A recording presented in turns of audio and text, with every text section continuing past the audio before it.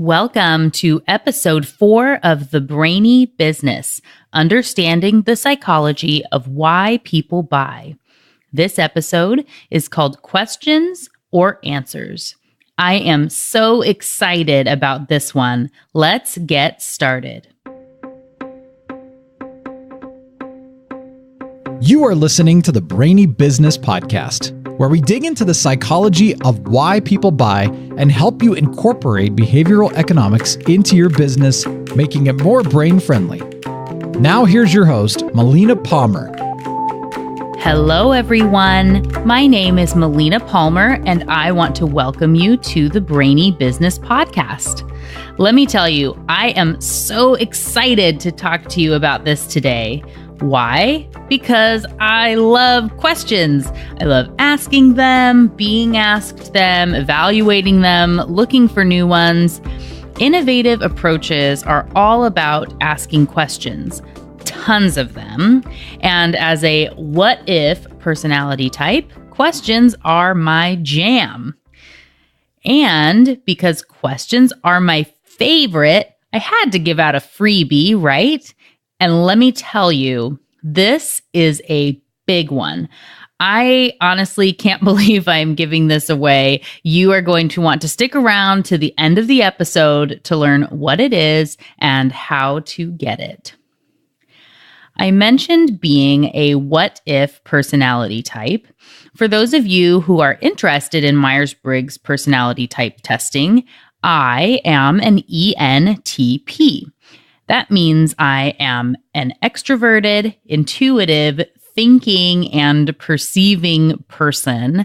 And I've seen stats ranging from between 1% and 3% of females in the population being this personality type. So we are a rare breed. And because of the type that we are, I believe most of us like it that way. So in MBTI, all the types have their title to help describe and remember them. The ENTP is most commonly referred to as the visionary or the inventor. As an ENTP, my strength is understanding the world around me almost immediately, constantly absorbing ideas and images, and turning possibilities into ideas. ENTPs are great at solving problems in unique ways and asking what if. We're also very good at helping other people to understand these types of concepts in a way that makes sense to them and to where they're able to take action as well. I also, however, grew up with a love of finding and knowing the right answer. I've always been the straight A student, and I'm pretty sure that if Harry Potter had been popular when I was in elementary school and around at that time, I would have had the nickname of Hermione and probably worn it with pride. But when it comes to brain training, what is better? Questions or answers, and why? My absolute favorite book is A More Beautiful Question by Warren Berger. I love it and wholeheartedly recommend it to anyone. Of course, there is a link to it in the show notes. In case this is your first episode with me, welcome. I'm very happy to have you here. And I don't mention it every time there's something worth referencing, but anything that makes you think, I would like to hear more about that, or read that study, or find that book, it's probably referenced in the show notes, which you can find within the app player you are listening to this episode on, or by visiting thebrainybusiness.com/4, because this is episode 4. Okay, now that that is out of the way, A More Beautiful Question is one of the most influential books of my life. I found it a little bit before I found behavioral economics, but while I was in that same innovation program I referenced in episode 1. The name for the book was borrowed from an E.E. Cummings quote, which reads, "Always the beautiful answer to he who asks a more beautiful question." Ah, isn't that nice? You may be asking yourself, what makes a question beautiful? According to Berger, a beautiful question is an ambitious yet actionable question that can begin to shift the way we perceive or think about something that might serve as a catalyst to bring about change. That definition makes clear that this book is not about grand philosophical or spiritual questions. Why are we here? How does one define good? Is there life after death? All of those great questions that spark endless, impassioned debate. The focus here is on questions that can be acted upon. So questions that shift the way you think about something or perceive things, that serve as a catalyst to bring about change and can be acted upon. I don't know about you, but that definitely sounds like questions that are important for strong and successful businesses. And in the book, Berger outlines many beautiful questions which generated breakthroughs and changed life as we know it. Airbnb, the cheetah prosthetic leg, Kodak film, whiteout, and microwaves, to name a few examples in the book. Each of those innovations came out of a beautiful question. And according to Berger, the right approach to questioning is to go from why to what if, and finally to how questions. Let me tell you a little bit about each to help you understand what the questions can do for you and your business. A why question is your big overarching question. This is where you start from, the thing that gets you up in the morning, the core of what you do. Passion comes from here. This is a question that burns inside you. You find yourself coming back to over and over again. You could sit with this question for years and feel it nagging at the back of your brain. These questions can be something like, why can't we? Why don't they? Why do we have to? Why wouldn't we? And so on. And asking great, inspiring questions doesn't need to come from sophisticated academics who have been trained in questioning. In the case of Kodak, the question that spawned the innovations of the company came from the founder's 3-year-old daughter when she asked, "Why do we have to wait for the picture?" The key is not shrugging off those questions. In our society, which has been built on schools focused on finding the right answers, yes, no, and multiple choice tests, or where asking questions makes you look dumb or as if you're challenging authority, we quickly learn to stop asking bigger questions, which is, in my opinion, a tragedy. We have a tendency to ignore big, beautiful questions that don't have obvious right answers. Over years and years of training, our brains have been coded to look for answers and go with the status quo. But what about those people who do ask and then stick with their questions? They change the world. And you can too, with a little brain training.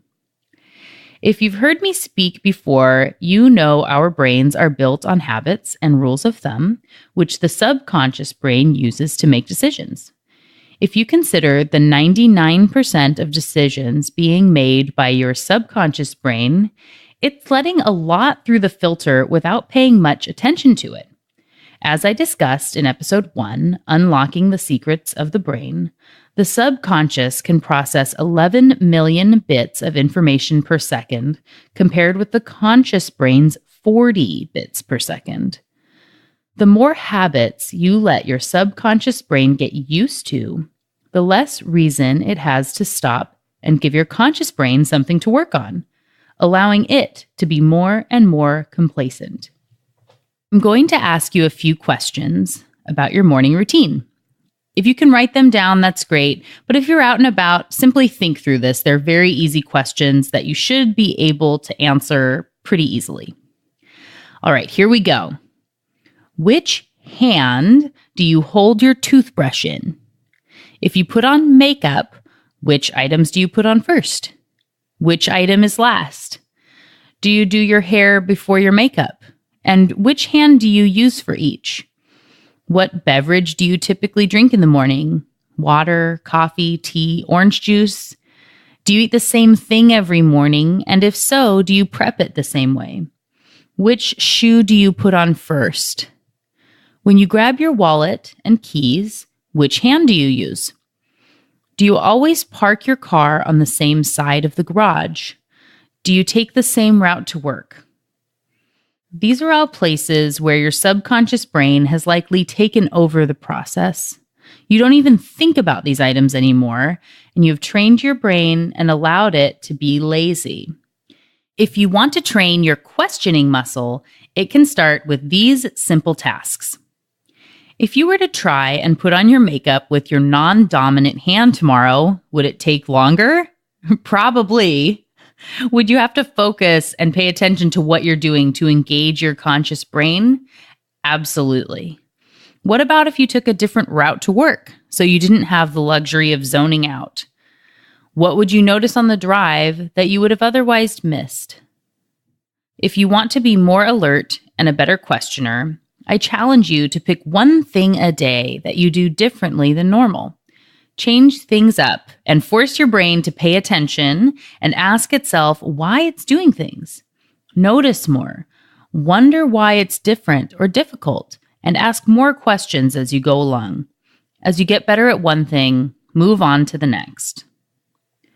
This can help you to come up with more and better ideas throughout the rest of your day. Before I give you some tips on coming up with better ideas, I want to tell you a little about how your brain stores and retrieves information. In the book, The Political Mind, A Cognitive Scientist's Guide to Your Brain and Its Politics, the author George Lakoff provides a great description of how the mind connects information.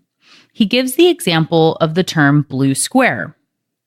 When I said those words to you, blue square, you likely got an image in your mind essentially instantaneously.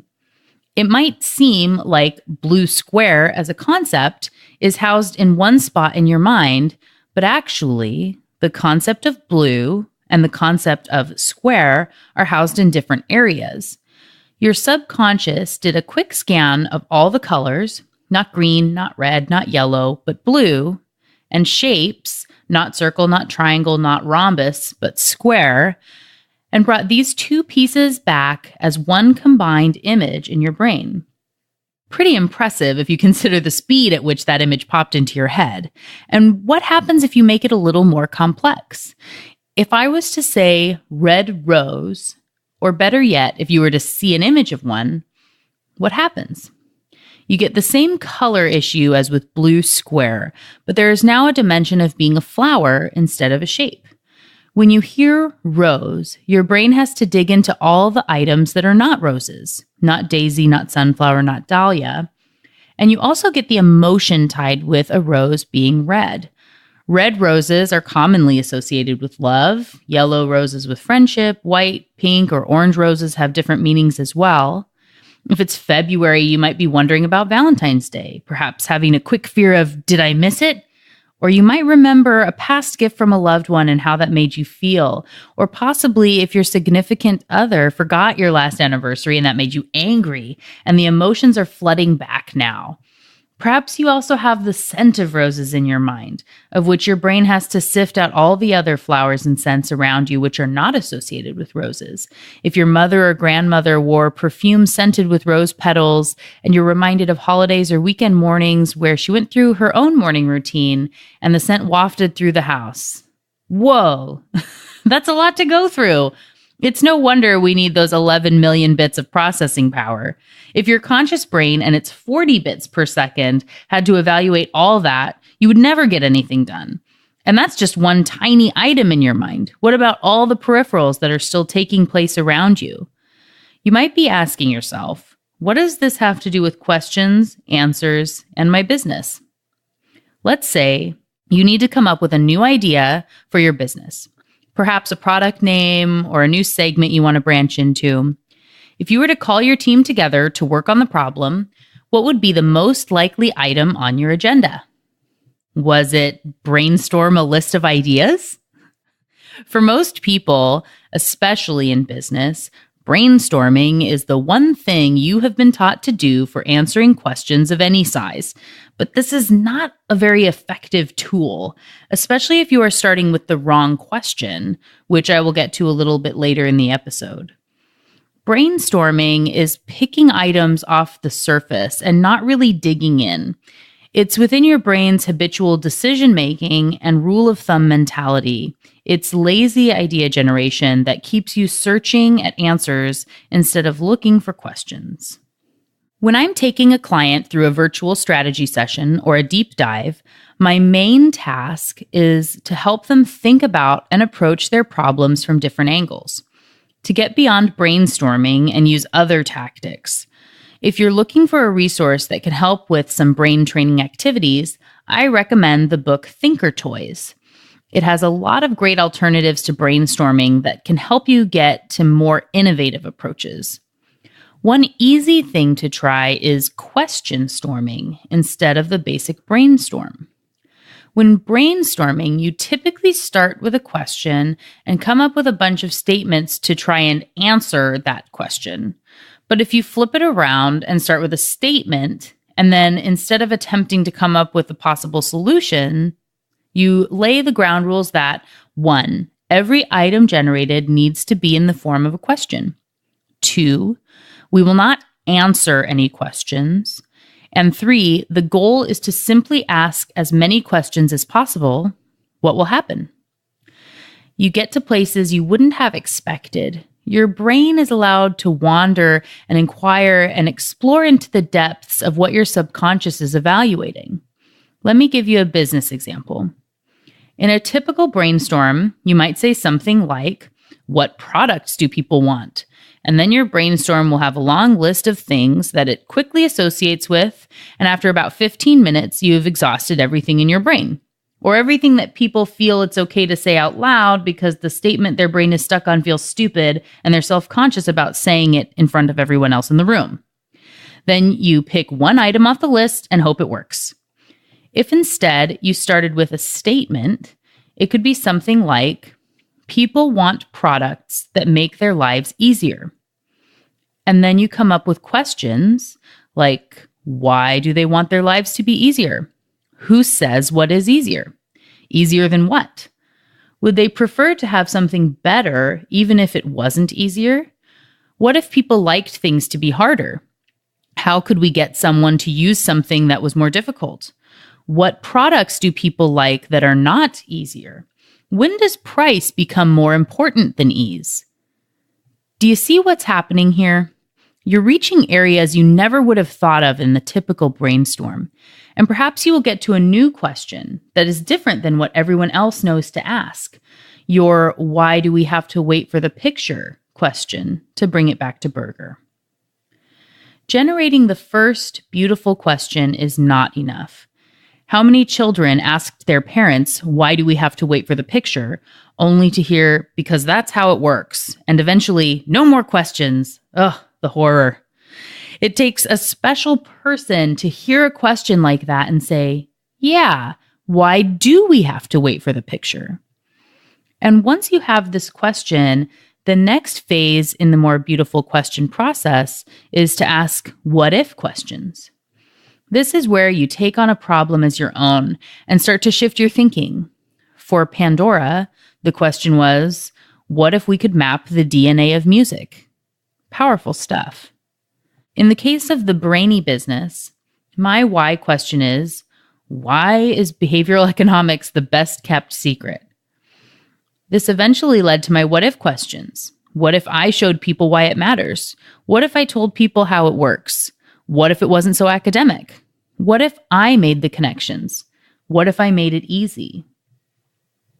What if questions often bring together items that already exist and use them in a new way. A funny example is the true story of a man walking through a bookstore. He saw a bunch of Lincoln biographies on one bestseller table, and the next bestseller table had a bunch of vampire novels, and he thought, what if those were combined into one superbook? And because he stuck with that question instead of brushing it off as a silly thought, Abraham Lincoln, Vampire Hunter, was born. In case you're not familiar, this book was adapted into a movie which made about $116 million at the box office. Almost every great innovation comes this way. In that Pandora example, music was not new, and DNA mapping already existed, but they had not been put together. In my opinion, one of the greatest concepts in A More Beautiful Question is when Berger says, essentially, when thinking this way, which he calls combinatorial thinking, which is basically combining two different items together, you want to go beyond just linking A and B, but rather A and Z, or better yet, A and 26. And this is where the steps I outlined earlier in the episode, from thinker toys, question storming, and changing up your daily routine, can help you to be a better questioner, better at linking distant connections and paying attention to them, and thus better at defining and solving problems. Once you have your what-if questions, it's time for the final piece of Berger's question tree: how? And the main lesson here is to fail quickly and often, to continue asking how questions until you get to the one that sticks. For the Brainy business, I asked things like, how can I teach this to as many people as possible? How can I make the concepts more applicable instead of academic? How can I make it relatable? How can I reach enough people through public speaking? How about writing a book? Until eventually I got to, how about a podcast? And that, of course, had its own slew of questions. The real skill comes in asking more questions. But is there such a thing as right or wrong questions? And when do we get to answers? One of my favorite Einstein quotes is, if I had an hour to solve a problem and my life depended on the solution, I would spend the first 55 minutes determining the proper question to ask, for once I know the proper question, I could solve the problem in less than 5 minutes. When I work with clients, I often ask them to start with a problem, and I help them attack it with many different questions, similar to what Einstein was saying here. The problem can come in the form of a question or a statement or an abstract thought. It doesn't really matter. And more often than not, where we start the day or conversation is completely different than where we end up. And it's somewhere that's so much bigger and better than they imagined when we started out the day. For example, someone might come to me and say, I don't know if my information sheet is as effective as it could be, or is my lead magnet interesting enough, or do I have the right target market, or how many products should I offer?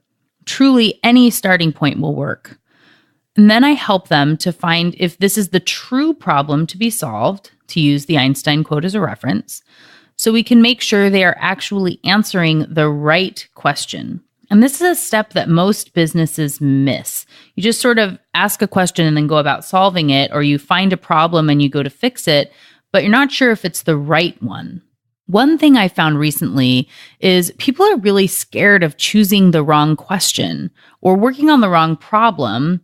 And instead of asking more questions and going through the process like I have here, what they end up doing is sort of the ostrich effect of, well, if I don't ask anything, if it's not broke, it can't get worse, or it can't be that bad sort of situation. And my response is always the same.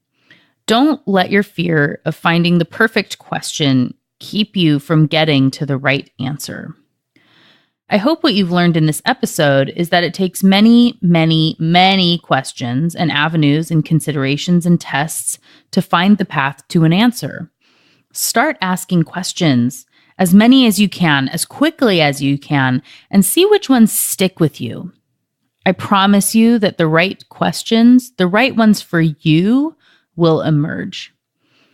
And in case it hasn't become clear already, let me explicitly say I put far more stock in questions than answers. Our society has an answer obsession, but I challenge you to be a questioner. Ask why.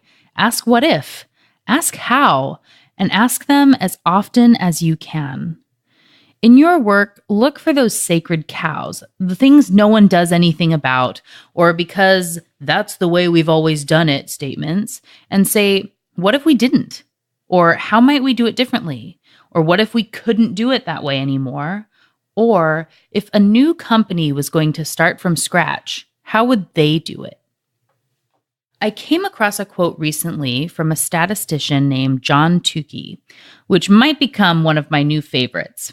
He said, "Far better an approximate answer to the right question, which is often vague, than an exact answer to the wrong question, which can always be made precise.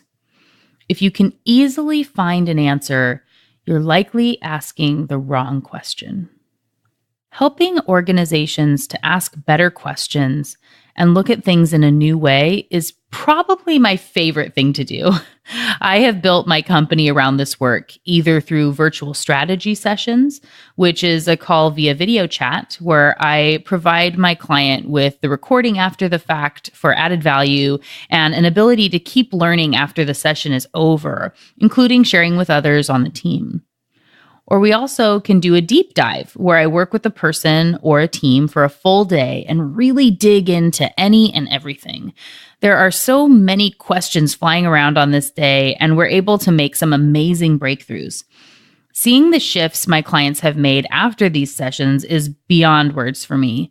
I watched one entrepreneur uncover her true passion and shift her business model to a more ideal life for her. And it has been so fun for me to watch her offerings grow and change over the years. Another business owner said after working together on a deep dive, she had her most profitable year ever in 11 years of owning her business. Wow. Stories like this are why I love what I do, and I would love to help you find that success as well. Those two examples are from small business, but this model has worked with larger companies as well and for all aspects of business. To which I say, if you are interested in working together so you and your team can think differently to ask better questions and exceed goals, I would love to work with you. Simply visit the website, thebrainybusiness.com, and click on Work With Me. You can also email me at melina@thebrainybusiness.com if you prefer to start a conversation that way. But wait, I mentioned a freebie at the beginning of the episode, didn't I? You've been waiting so patiently for it, and you will be glad you did. I'm giving away a strategy session for free to the first 3 people who send an email to melina@thebrainybusiness.com and reference episode 4 of the podcast, Questions and Answers. Now, I want you to know, even if you are listening to this later on, don't talk yourself out of sending me an email. You would be surprised how many people think, "Oh, I'm sure I'm too late. Tons of people must have taken advantage of that already," and choose not to send the email. But what if they haven't? What if everyone thinks the same thing and you're missing out on this great opportunity for no reason? Would your most profitable year as a business owner be worth taking 35 seconds to write an email? Remember, there are 3 of these free sessions available, and I want one to be yours. Simply email melina@thebrainybusiness.com and mention this episode, episode 4, Questions and Answers, for your chance at one of those 3 free sessions. And if you are interested in a deep dive, we could apply the value of that strategy session toward the deep dive, which is a really great way to get a good discount on that. All right, there you have it. Episode 4 of the Brainy Business Podcast, Questions or Answers, is coming to a close. You now know a little more about how your brain associates items together and why being a master questioner can help you to win in business. I hope you tune in next week for episode 5, which will come to you directly if you're subscribed to my email list or via your podcast app. That episode is about setting prices and negotiating contracts, something I get asked about all the time, and I know you aren't going to want to miss it. Thanks again for listening and learning with me. Remember to be thoughtful. Thank you for listening to the Brainy Business Podcast. Melina offers virtual strategy sessions, workshops, and other services to help businesses be more brain-friendly. For more free resources visit thebrainybusiness.com.